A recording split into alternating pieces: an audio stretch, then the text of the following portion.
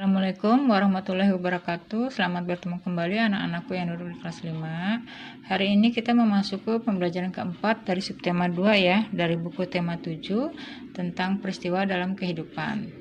Jangan lupa untuk like-nya sebelum kita lanjut. Yang belum subscribe silahkan di subscribe dulu. Kita lanjut pada halaman 112. Pembelajaran 4. Setelah peristiwa proklamasi kemerdekaan, ada pekerjaan yang sangat penting yang harus dikerjakan. Pekerjaan itu adalah pembentukan Negara Kesatuan Indonesia. Sebagai negara yang baru lahir, Indonesia belum memiliki undang-undang dasar yang berfungsi mengatur segala aspek kehidupan berbangsa dan bernegara. Kepala negara dan kepala pemerintahan yang akan menjalankan pemerintahan, serta kelengkapannya juga belum ada.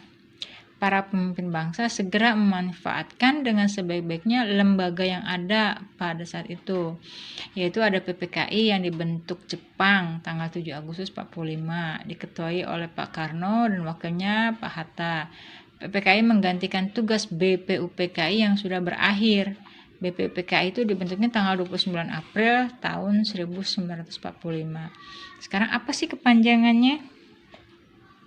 Nah, PPKI itu kepanjangan dari Panitia Persiapan Kemerdekaan Indonesia, ya.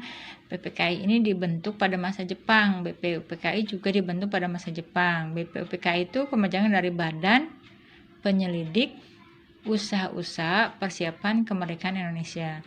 Nah, dua badan ini dibentuk pada masa pemerintahan Jepang karena pada awalnya Jepang akan memberikan hadiah kemerdekaan kepada bangsa Indonesia. Jadi, dia sudah membuat sebuah badan hukum yaitu BPUPKI dan PPKI. Ya. Sekarang karena Jepangnya kalah di bom atom, nah, maka ini yang sudah ada langsung bekerja ini tanpa menunggu perintah Jepang lagi. Langsung setelah kita membuat teks rumusan proklamasi kemudian sudah dibacakan, langsung PPKI bersidang ya. Sidang pertamanya yaitu tanggal 18-nya ya. Nih nomor 1, pembentukan kelengkapan pemerintahan. Tanggal 17 kemarin kan kita sudah proklamasi. Maka tanggal 18-nya PPKI langsung mengadakan sidangnya yang pertama ya di Gedung Kesenian Jakarta. Sidang itu dipimpin langsung oleh Pak Karno, Pak Hatta sebagai wakilnya, dan anggota sidangnya semuanya anggota PPKI ya, sebanyak 27 orang. Melalui pembahasan yang musyawarah, sidang mengambil keputusan bahwa yang nomor 1 atau A, mengesahkan Undang-Undang Dasar 1945 sebagai konstitusi RI ya, langsung mengesahkan. Yang kedua, memilih presiden dan wakil presiden, yang itu jatuh pada Pak Karno dan Pak Hatta sebagai wakilnya. Yang ketiga, tugas presiden itu dibantu oleh komite nasional. Jadi yang ketiga ini membentuk komite untuk membantu tugas-tugas presiden. Nah, itu hasil dari sidang yang pertama tanggal 18 Agustus. Ingat ya, diingat-ingat. Jadi tanggal 18 Agustus kita mengadakan sidang PPK yang pertama, hasilnya mengesahkan undang-undang, memilih presiden dan wakilnya, dan membentuk komite.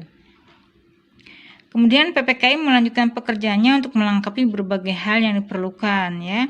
Dia melanjutkan lagi sidang pada tanggal 19 Agustus. Jadi keesokannya dia bersidang kembali. Kemudian dia menghasilkan keputusan menetapkan 12 kementerian. Jadi tanggal 19-nya dia bersidang lagi menetapkan 12 kementerian yang membantu tugas presiden. Kemudian membagi wilayah Republik Indonesia menjadi 8 provinsi. Nah, jadi provinsi pada awal pembentukan NKRI hanya ada 8 ya, yaitu Sumatera, Jawa Barat, Jawa Tengah, Jawa Timur, Sunda Kecil, Maluku, Sulawesi, dan Kalimantan. Nah, itu wilayah di awal pemerintahan. Kemudian pembentukan komite. PPKI kembali mengadakan sidang tanggal 22 Agustus 45 yang memiliki agenda pokok tentang rencana pembentukan Komite Nasional dan BKR atau Badan Keamanan Rakyat ya. BKR ini cikal bakal TNI ya. Komite Nasional dibentuk di seluruh Indonesia dan berpusat di Jakarta. Tujuannya sebagai penjelmaan tujuan dan cita-cita bangsa Indonesia untuk menyelenggarakan kemerdekaan Indonesia yang berdasarkan kedaulatan rakyat. Oke. Nah, di sini ada beberapa sidang ya, Ibu beri contoh sidang, gambaran sidangnya. Ini gambaran sidang PPKI dipimpin oleh Pak Karno, ini hasil sidangnya ya. Nah, sekarang kita lihat yang ketiga. Pembentukan alat kelengkapan keamanan negara. Dalam rapat pleno PPKI pada tanggal 22 Agustus 1945 diputuskanlah pembentukan BKR ya, Badan Keamanan Rakyat. BKR ditetapkan sebagai bagian dari Badan Penolong Keluarga Korban Perang yang merupakan induk organisasi dengan tujuan untuk memelihara keselamatan masyarakat. Perkembangan situasi negara makin membahayakan. Pimpinan negara menyadari bahwa sulit untuk mempertahankan negara dan kemerdekaan tanpa angkatan perang. Nah, dalam kondisi begini pemerintah kemudian memanggil pensiunan Mayor Kenil Urip Sumoharjo dari Jogja ke Jakarta dan diberi tugas membentuk tentara kebangsaan. Dengan maklumat pemerintah pada tanggal 5 Oktober 1945, maka terbentuklah organisasi ketentaraan yang bernama TKR, Tentara Keamanan Rakyat. Jadi pertama BKR, kemudian namanya berubah menjadi TKR ya. Kemudian pada tanggal berikutnya ya, pembentukan lembaga pemerintahan di seluruh daerah di Indonesia. Bentuk pemerintah daerah di Indonesia diatur dalam Undang-Undang Dasar 1945 pasal 18 sebelum di amandemen. Ya, berarti yang terdahulu ya, sebelum ada perubahan. Amandemen itu perubahan.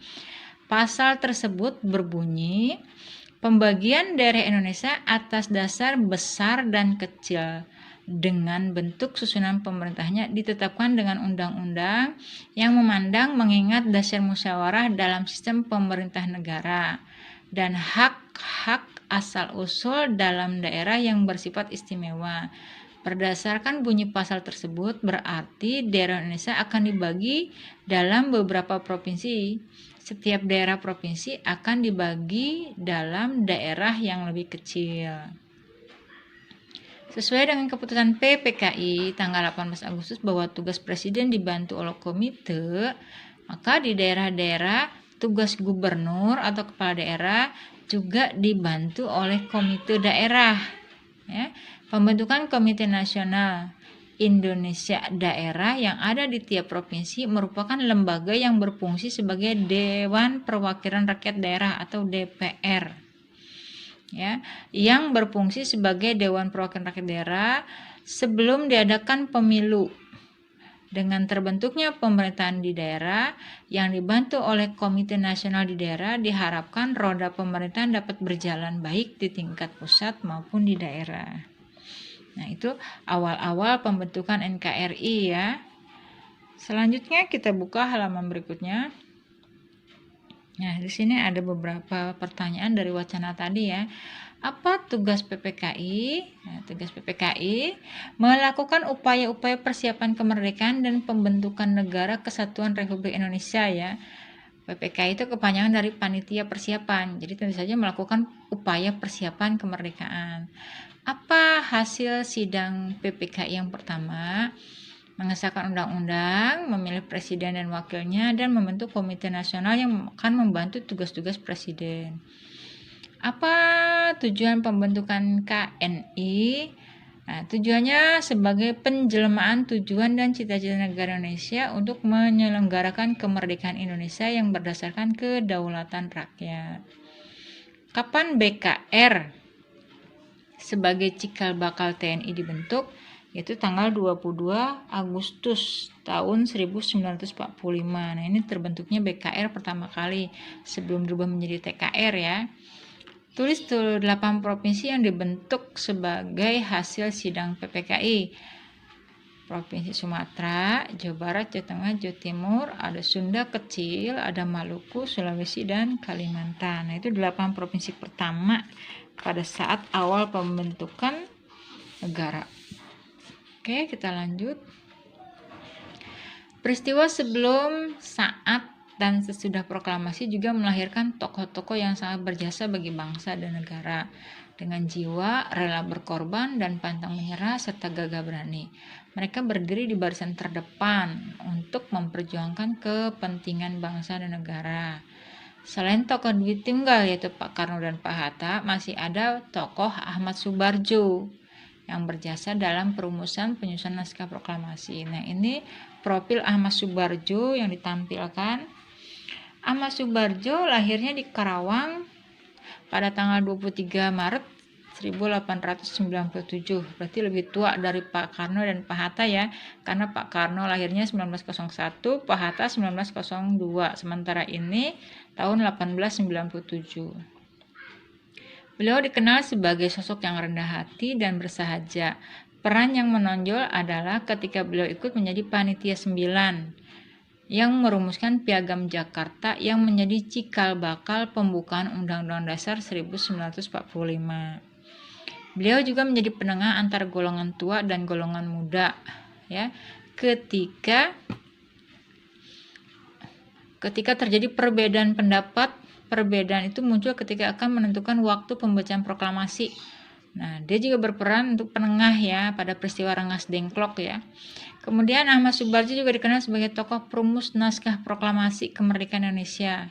Beliau diperintahkan oleh Pak Karno untuk mengutip kata-kata dari Piagam Jakarta, terutama bagian pembukaannya, yaitu atas berkat rahmat Allah, maka rakyat Indonesia menyatakannya kemerdekaannya.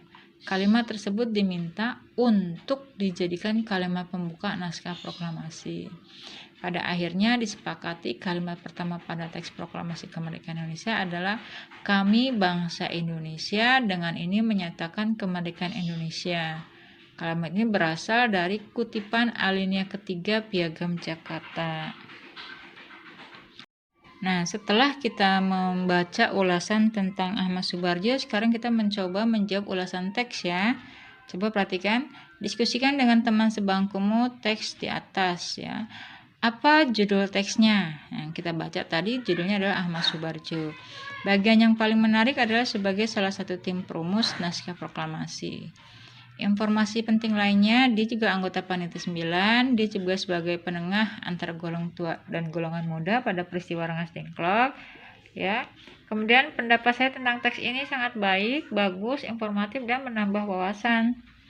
Saya menyarankan untuk membaca teks ini dan menambah lagi dari sumber lain untuk menambah wawasan kita tentang para tokoh yang berperan penting dalam pembentukan NKRI. Jelaskan peran dan perjuangan penting yang dilakukan oleh Ahmad Subarjo. Peran penting yang dilakukan diantaranya yaitu sebagai tim perumus pembentukan Piagam Jakarta, sebagai tim perumus naskah proklamasi, kemudian sebagai penengah antara golongan tua dan golongan muda pada peristiwa Rengas Dengklok. Kemukakan hal yang dapat kamu pelajari dari kisah, peran, dan perjuangan Ahmad Subarjo. Yang dapat saya pelajari dari tokoh ini adalah dalam mencapai kemerdekaan kita tidak hanya berjuang menggunakan senjata seperti bambu runcing ya atau senapan. Kita juga bisa berjuang melalui kecerdasan kita, melalui perundingan-perundingan ya. Duduk bersama satu meja dengan para penjajah, kita gunakan otak kita, kecerdasan kita, kepintaran kita agar bisa memperoleh kemerdekaan lewat jalur diplomasi ya atau perundingan. Lanjut pada halaman 118. Berbagai peristiwa dalam usaha pembentukan negara kesatuan negara Indonesia dan berdaulat telah menunjukkan arti penting persatuan dan kesatuan. Maka bangsa Indonesia dibangun atas keragaman dan perbedaan ras, suku, golongan, agama, dan budaya yang hidup beriringan menjadikan Indonesia bangsa yang besar. Perbedaan merupakan anugerah Tuhan yang perlu dijaga. Satu di antaranya perbedaan yang dimiliki bangsa Indonesia adalah suku bangsa dan budaya. Sebagai bangsa yang terdiri atas beraneka ragam suku bangsa, kita harus bangga karena suku yang ada mempunyai budaya yang beragam. Keragaman tersebut terlihat dalam unsur-unsurnya. Kita akan belajar tentang unsur-unsur budaya. Kita kupas satu-satu ya. Di masyarakat Indonesia ada unsur-unsur budaya. Yang pertama itu kepercayaan, religi ya. Indonesia beragam agama ya. Ada agama Katolik, Protestan, Islam, Hindu, Buddha, dan Konghucu. Kemudian mata pencarian. Nah, keragaman Indonesia menyebabkan mata pencarian masyarakat juga beragam. Sebagian penduduk Indonesia menjadi petani, kemudian tanahnya subur. Kemudian orang-orang yang tinggal di tepi sungai, pantai, dia menjadi nelayan, ya, mata pencariannya sebagai pencari ikan. Lalu ada pula yang menjadi pedagang, peternak, pekerja jasa, atau mata pencarian yang lainnya. Kemudian unsur ketiga, teknologi dan peralatan. Teknologi berkaitan dengan kepandaian dan keterampilan orang dalam membuat atau melakukan sesuatu.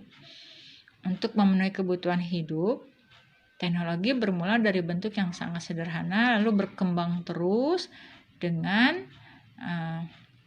perkembangan dan kemajuan zaman. Selain itu, kebutuhan manusia juga beragam. Teknologi yang sudah ada juga berkembang, ya, dari zaman ke zaman sampai sekarang, seperti teknologi dan peralatan senjata, wadah, alat angkut, tempat berlindung, rumah, itu semua berubah sesuai perkembangan zaman. Kemudian di Indonesia juga ada unsur kesenian. Nah, hampir semua suku bangsa di Indonesia memiliki kesenian yang berbeda, yang menjadi ciri khasnya. Kesenian yang dapat dinikmati adalah misalnya seni patung, seni ukir, seni lukis, seni rias, seni tari, seni wayang, dalang, ya, dan olahraga.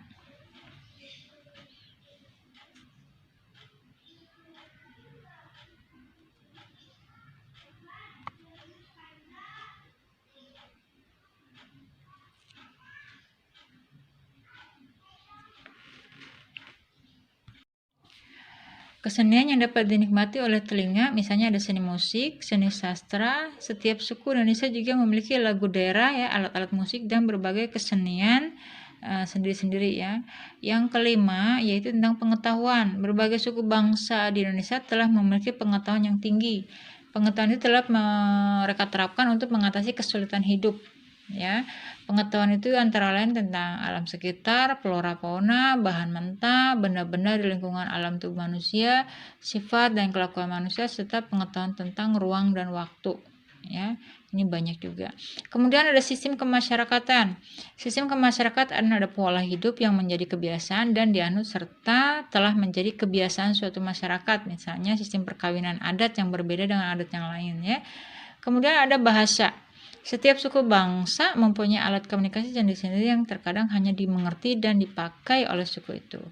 Itulah yang dinamakan dialek. Lalu bagaimana dengan suku Indonesia yang bisa berkomunikasi antar sukunya? Beruntungnya kita memiliki bahasa persatuan, yaitu bahasa Indonesia, ya. Kemudian bahasa Indonesia itu telah ditetapkan sebagai bahasa nasional dan bahasa persatuan. Tentunya kalian ingat pada Ikrar Sumpah Pemuda pada tahun 1928, ya. Nah, setelah kalian membahas unsur-unsur budaya, sekarang kita akan mencoba mencari jawaban dari soal halaman 121. Ayo mengamati. Nih, unsur budayanya kesenian. Contohnya kesenian itu ada namanya ketoprak. Keterangannya itu seni pertunjukan, ada suku Jawa yang berupa drama tradisional. Kalau unsur religi, kita punya Hindu, Buddha, Islam, Kristen, ya. Keterangannya, pemerintah mengakui ada 6 agama resmi. Mata pencariannya bisa petani, ada nelayan, ada pedagang, ada pegawai kantoran, ada guru. Ini banyak, ya, nama mata pencarian. Jenis pekerjaan atau mata pencarian dipengaruhi oleh kondisi geografis, ya. Daerah pantai pasti nelayan. Kemudian daerah pegunungan itu kebanyakan petani. Daerah perkotaan itu pedagang, ya.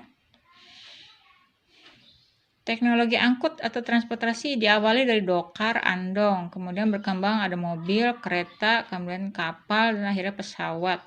Nah, perubahan alat transportasi ini, ya, makin modern didukung oleh kemajuan ilmu, pengetahuan, dan teknologi. Kemudian ada kesenian. Kesenian juga banyak. Ada wayang kulit, ada wayang uwong, ada wayang golek. Itu banyak. Ada ketoprakan. Ada, ya, pokoknya banyak seni pertunjukan pada suku Jawa, khususnya Jawa Timur dan Jawa Tengah. Kalau wayang kulit, ya. Kalau wayang golek itu kebanyakan dari Jawa Barat. Pengetahuan akan tanaman, ya, di sini bisa. Kemudian pengetahuan masyarakat akan tanaman dapat dimanfaatkan untuk membuat obat atau jamu-jamu herbal. Sistem kemasyarakatan contohnya gotong royong. Ya, suku-suku Indonesia mengenal gotong royong dengan istilahnya masing-masing, ya, seperti gugur gunung di masyarakat Jawa Tengah, sambatan di Jogja, kemudian kalau Jawa Timur song osong, banyak lagi. Bahasa, ada bahasa daerah.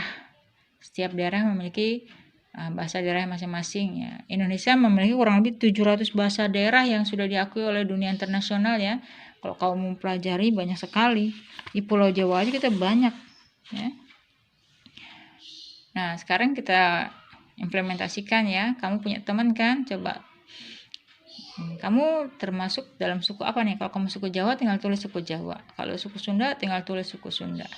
Rumah adatnya kamu tulis, pakaian adatnya apa, senjata tradisionalnya apa. Kalau Kalimantan mungkin nama rumah adatnya apa, pakaian adatnya apa. Nah, ini contoh dari suku Jawa. Ini berbagai suku Jawa, ya. Salah satu unsur budaya ada kesenian. Tari adalah satu dari berbagai bentuk kesenian. Tari merupakan karya seni dengan gerak tubuh sebagai media utama. Amatilah karya tari berikut. Tahukah kamu daerah karya tari berikut? Nah, ini nomor 5 dari Madura, nih nomor 4 dari Kalimantan, nomor 3 ini tari apa ya? Ibu nggak tahu gambarnya karena banyak sekali orang Indonesia yang menari menggunakan pakaian seperti ini, ya. Cuman dilihat dari pakaiannya kayaknya ini daerah bukan daerah Pulau Jawa, ya. Coba kalian tebak. Kalau yang nomor 2 kayaknya dari Jawa Timur, ini Jawa Tengah, ini tari topeng, ya. Atau mungkin wayang uwong, tari topeng menggunakan topeng. Yang nomor 1 ibu juga nggak jelas, ini penarinya kayak orang nari sakura dulu ada, ya. Tapi dari jenis pakaiannya ini kalau nggak dari Sulawesi atau dari mana ibu juga kurang paham. Coba kalian yang orang-orang di luar Pulau Jawa mungkin ingat ini tari apa, ya. Kita lanjut saja. Telah diuraikan pembelajaran kedua tadi bahwa bentuk karya tari ada 3, yaitu bentuk karya tunggal, berpasangan, dan berkelompok. Setiap bentuk kelompok tari lebih indah saat penyajiannya, mempertimbangkan pola lantai. Pola lantai adalah garis lantai yang dilalui oleh penari saat melakukan gerak tari, ya. Kemudian selain itu, pola lantai tari kelompok dapat diartikan juga garis di lantai yang dibuat oleh formasi penari. Perhatikan pola lantai berikut. Gerak pertama ini pola lantainya lurus, ya. Lurus kemudian berbalik nih. Pertama awalnya menghadap ke depan, kemudian berbalik menghadap ke kiri. Tapi intinya ini lurus, ya, pola lantainya. Gerak yang kedua, pola lantainya ini bisa melingkar, ya. Membentuk lingkaran meskipun cuma ada 3 orang. Setelah melakukan ini mereka masing-masing bergerak ke sudutnya masing-masing. Ini bisa aja dia dibilang pola lantai segitiga atau diagonal, ya. Kemudian kita lanjut saja kepada halaman 124. Bentuk kelompok. Berlatih hingga kelompok kalian memperagakan gerak. Nah, ini kalian harus belajar menari, ya, berkelompok. Yang bawah, ayo sekarang kita merenung. Kamu telah duduk di kelas 5, tentu kamu memiliki banyak teman yang beragam latar belakangnya. Kamu memiliki teman yang sifatnya, pembawanya, asal-usul kebiasaannya, bahkan suku, ras, dan agamanya beragam. Bahkan bisa jadi berbeda dengan dirimu. Betapa beragamnya teman di lingkunganmu. Lalu apa yang kamu rasakan dengan memiliki teman yang beragam? Bagaimana kamu terus memperlakukan temanmu yang memiliki perbedaan? Tulislah pendapatmu. Nah, ini pendapat kamu jika memiliki teman yang berbeda dari kamu. Beda suku, beda budaya, beda kepercayaan, beda bahasa. Pasti semuanya memiliki. Tumpahkan, tuliskan dalam kalimat di kolom berikut ini. Nah, anak-anakku, materi hari ini Ibu cukupkan dulu. Semoga kalian paham. Maka Ibu ucapkan, Ibu tutup dengan mengucapkan wassalamualaikum warahmatullahi wabarakatuh.